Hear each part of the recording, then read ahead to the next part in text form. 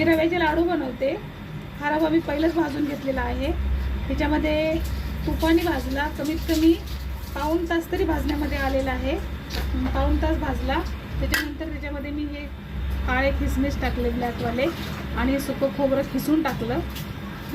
विलायची पावडर टाकली थोडीशी आणि आता मी पाक बनवला. हा पाक बनवलेला आहे.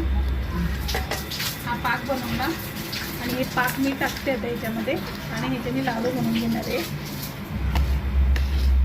3 पाव रवा आहे.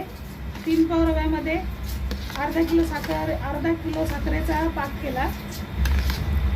हा पाक एकदम बरोबर आहे. हे बघा, हे लाडू रव्याचे बांधून झालेले आहेत.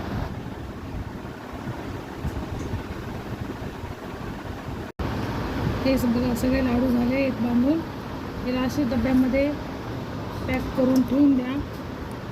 आरामात 8-15 दिवस जातात.